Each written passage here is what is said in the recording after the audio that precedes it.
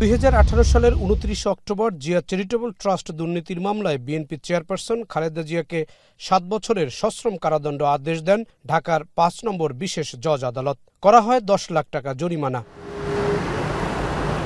অভিযোগ আনা হয় বেগম খালেদা জিয়া প্রধানমন্ত্রীর ক্ষমতার অপব্যবহার করে ট্রাস্টের টাকা আত্মসাৎ করেছেন। রায়ের বিরুদ্ধে হাইকোর্টে আপিল করেন খালেদা জিয়ার আইনজীবীরা। 6 বছর পর আপিল শুনানির উদ্যোগ নেয় বিএনপি চেয়ারপারসনের আইনজীবীরা। বুধবার বিচারপতি এ.কে.এম. আসাদুজ্জামান ও বিচারপতি সৈয়দ এনায়েত হোসেনের হাইকোর্ট বেঞ্চে আপিলের শুনানি হয়। শুনানি শেষে হাইকোর্ট বেঞ্চ খালেদা জিয়ার আপিল গ্রহণ করে সব আসামিকে খালাস দেন।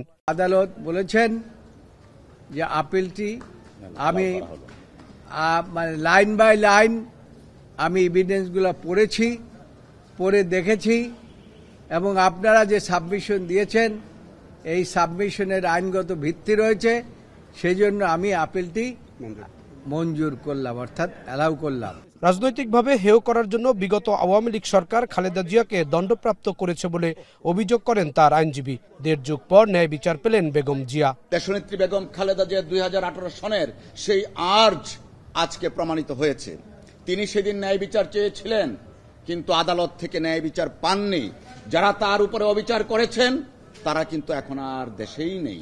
দুদকের আইনজীবী জানান খালেদা জিয়া ট্রাস্ট থেকে কোনো টাকা আত্মসাৎ করেননি, অভিযোগ সঠিক ছিল না। চ্যারিটেবল ট্রাস্ট এমন একটা ট্রাস্ট যেখানে অনেক মানুষ, এমনকি বেশি মানুষই কোনো রকম প্রকাশ করতে চায় না, নিজের নাম গোপনে দিয়ে আসে, কারণ এটাতে সওয়াব বেশি। ওই যেটা অ্যালিগেশন যে কোনো উৎস পাওয়া যায় নাই, এটা আসলে এটা একটা ভেগ অ্যালিগেশন টাইপের হয়ে গেছে।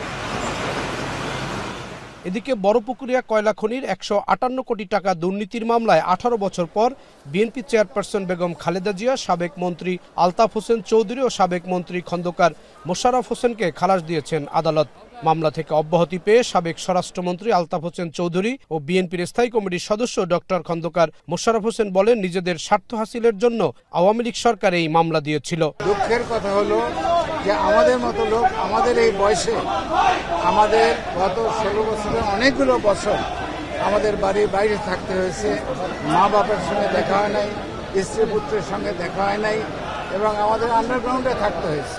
গত 17 বছর যাবৎ এই মামলায় আমাদের বিরুদ্ধে কোনো রকমের তথ্য উপাত্ত কিছু তারা তৎকালীন স্বৈরাচার সরকার কোনো রকমের ডকুমেন্ট দাখিল করতে পারে নাই। তাদের বিরুদ্ধে বিজ্ঞ আদালত অভিযোগ গঠন করার মতো মামলার এজাহার, চার্জশিট এবং সাক্ষীদের বক্তব্য পর্যালোচনায় কোন রকম প্রাথমিক অর্থাৎ প্রাইমা ফেসি কোনো কেস না পাওয়ায় তাদেরকে এই মামলার দায় হইতে অব্যাহতির আদেশ প্রদান করেছেন।